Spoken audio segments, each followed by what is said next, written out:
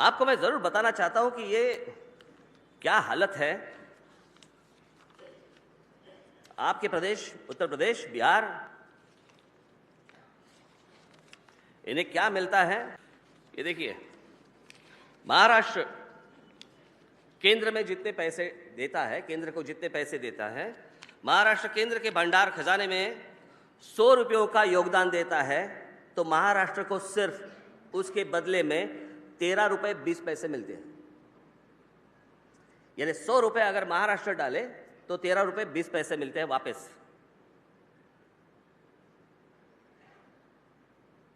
लेकिन बिहार जब जब 100 रुपया देते हैं तब उन्हें विकास के लिए 139 रुपये मिलते हैं।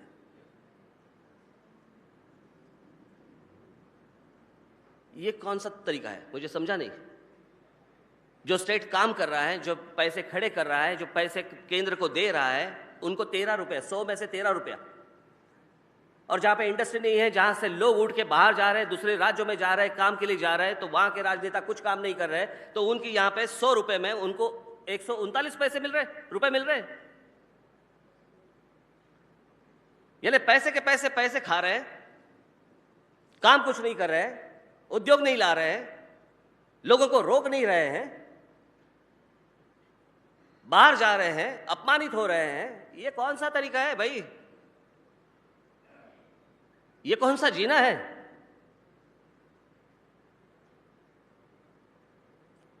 और मैं आज आपको कह देता हूं, देखिए, मुझे संघर्ष करने की जरूरत नहीं, लेकिन यही अगर तरीका और बढ़ते जाएगा तो हर राज्य में संघर्ष होगा ही। अगर इन्हें सुधारना है तो आपको आपके लोगों के बीच में सुधार लाना चाहिए,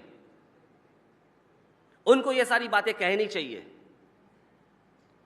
और आपके कहने के भी बाहर अगर वो लोग होंगे तो हम तो है ही।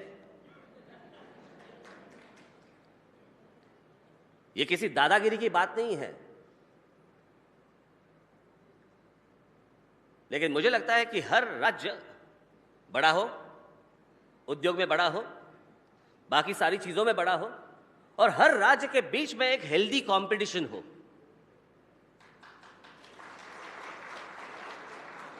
कि अगर ये राज्य ऐसे कर रहा है तो मैं ये ऐसे करूंगा, वो राज्य ऐसे कर रहा है तो मैं ऐसे करूंगा। इससे मुझे लगता है देश ही बड़ा होगा। हर राज्य अगर बड़ा होगा तो देश ही बड़ा होगा।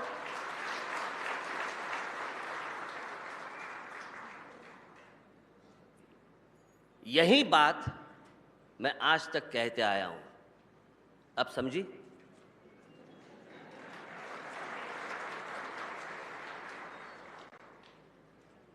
बाकी वो चीजें छोड़ दीजिए, मुझे अभी तक पता नहीं चला उसमें कंट्रोवर्सी क्या थी। अमिताभ बच्चन जी का जब सवाल आया था तो मैंने क्या गलत बताया था? मेरा जो वाक्य था, वो जो उस वक्त था, आज भी वही है। बीच में एक बार मेरे साथ अमिताभ बच्चन जी एक स्टेज पे आए थे, उनके सामने भी मैंने वही बात रखी थी। मैंने सिर्फ इतना ही कहा था कि अमिताभ बच्चन जब लोकसभा के लिए खड़े हुए तो उन्होंने इलाहाबाद से खड़े हुए, क्यों नहीं मुंबई से? जब उन्होंने काम किया तो एक भोजपुरी फिल्म में काम किया था। जब उनके कोई बहू के नाम से कोई कन्याशाला निकालनी थी, उसके लिए उन्होंने उत्तर प्रदेश की जमीन चुन ली थी।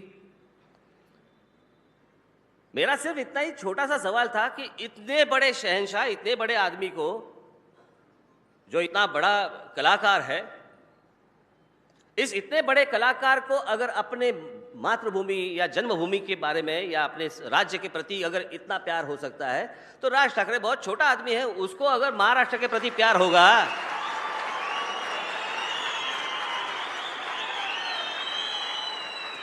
तो उसमें गलत क्या है?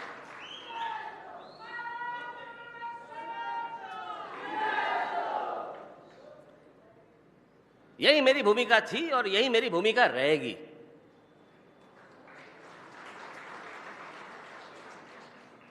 बात किसी से नफरत करने की नहीं है, लेकिन किसी से नफरत करने की नौबत भी ना आ जाए, ये मैं चाहता हूं।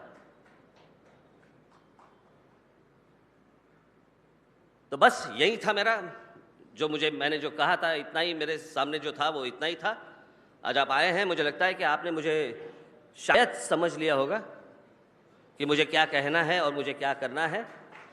मैं महाराष्ट्र का उत्कर्ष चाहता हूँ, महाराष्ट्र में मराठी लोगों का उत्कर्ष चाहता हूँ। मेरे महाराष्ट्र के साथ जो बरसों से, सालों से जो मेरे साथ महाराष्ट्र के जो हैं, जो इतर भाषिक भी होंगे लेकिन जो महाराष्ट्र को मानते हैं, मेरी मराठी भाषा को मानते हैं, यहाँ के लोगों का सम्मान रखते हैं, उनकी भी तरक्की मेरे हाथ में, मैं करूँगा। सो महाराष्ट्र का उत्कर्ष करना ये मेरा काम है। आप जाके सिर्फ वहाँ पे उनकी उस राजनेताओं को बताइए, उस प्रदेश का उत्कर्ष उनके हाथों हो, बस इतना ही। धन्यवाद। जय हिंद, जय महाराष्ट्र।